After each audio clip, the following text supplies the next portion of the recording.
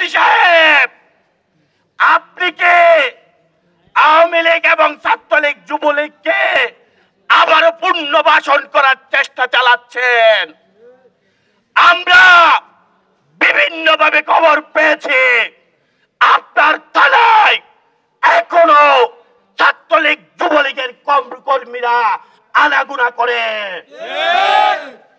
আপনাকে হুঁশিয়ার করে দিতে চাই, যদি 24 ঘন্টার মধ্যে যারা মিছিল করেছে এবং আমাদের দায়ের করা মামলার যে সমস্ত আসামি, তাদেরকে যদি 24 ঘন্টার মধ্যে যদি অ্যারেস্ট করে না হয়, তাহলে থানাও ঘেরাও কর্মসূচি দেওয়া হবে।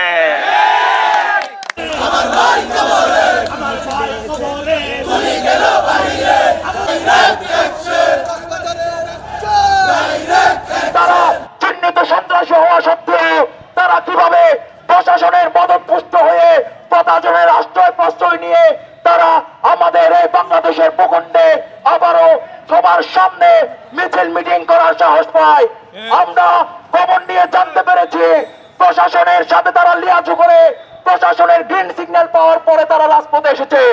নিষিদ্ধ ছাত্রলীগ সংগঠন কক্সবাজার সদর ওসি আসার পর থেকে একটি পুনর্বাসনের চেষ্টা করতেছেন।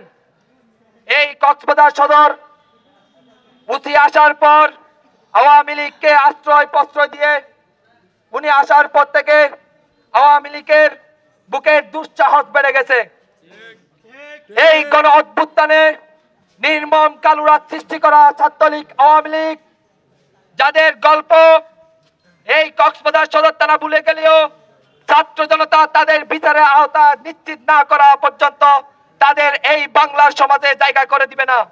আমরা সব পরিষ্কার ভাবে জানিয়ে দিতে চাই, আজকের এই সমাবেশ থেকে কক্সবাজার থেকে যদি অন্তর্বর্তী সরকার যদি ব্যর্থ হয়, আমরা আবার সশস্ত্র বিপ্লবের জন্য প্রস্তুত হব। ছাত্র জনতা প্রস্তুত আছে। ছাত্রলীগের গুন্ডা বাহিনী, সন্ত্রাস বাহিনী যারা আমার বাহিনীর উপরে গুলি চালিয়েছে, হত্যা করেছে, তাদেরকে ফাঁসির মঞ্চে না নিয়ে যাওয়া পর্যন্ত আমাদের আন্দোলন অব্যাহত থাকবে। সন্ত্রাসী সংগঠন ছাত্রলীগের ব্যানারে কিছু অশিক্ষিত ঢুকাই আদুবাই পুষ্পমাল্য অর্জনের নামে একটি মিছিল করার চেষ্টা করেছিল। আমি কক্সবাজার সদর থানার ওসি থেকে শুরু করে কক্সবাজার জেলা পুলিশের পুলিশ সুপার যিনি আছেন তাদেরকে সম্মানের সাথে প্রশ্ন করতে চাই, আপনারা কি সেদিনের সেই মিছিল থেকে আজ অব্দি কাউকে গ্রেপ্তার করতে সক্ষম হয়েছে? একজনকে গ্রেপ্তার করা হয় নাই। যখনই তাদেরকে গ্রেপ্তার করার জন্য আমরা চাপ প্রয়োগ করেছি, যখনই তাদেরকে গ্রেপ্তার করার জন্য আমরা বিভিন্ন জায়গায় আমাদের ভয়েস রেজ করেছি, তখনই আমাদেরকে মামলার অজুহাত দেওয়া হয়েছে, মামলা থেকে জিজ্ঞেস করা হয়েছে। তাদেরকে স্মরণ করে দিতে চাই, যখন জুলাই আগস্ট বিপ্লব চলমান ছিল তখন আমাদের সহযোদ্ধাদেরকে গর্ত থেকে খুঁজে খুঁজে বের করা হতো। আজকে কোথায় গেল সেই দায়বদ্ধতা? আজকে কোথায় গিয়ে দাঁড়ালো সেই দায়িত্বশীলতা?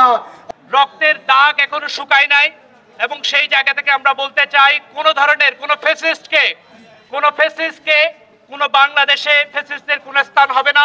এবং ছাত্র জনতা যেভাবে জুলাই বিপ্লবে অংশগ্রহণ করে ফ্যাসিস্টকে হটিয়েছে, আগামী সময়ে আপনারা যদি না পারেন, এই ছাত্র জনতা এখনো মাঠে আছে, এখনো প্রস্তুত, যে কোনো সময় তারা যে কোনো মুহূর্তেই যে কোনো ধরনের ফ্যাসিস্টদের বিরুদ্ধে তারা আবার আন্দোলন সংগ্রামে ঝাঁপিয়ে পড়বে। আমি প্রশাসনকে বলতে চাই, অতি দ্রুত এই নিষিদ্ধ সংগঠনের যারা মিছিল মিটিং এবং লুকিয়ে আছে বিভিন্ন আনাচে কানাচে, তাদেরকে অবিলম্বে গ্রেফতার করার দাবি জানিয়ে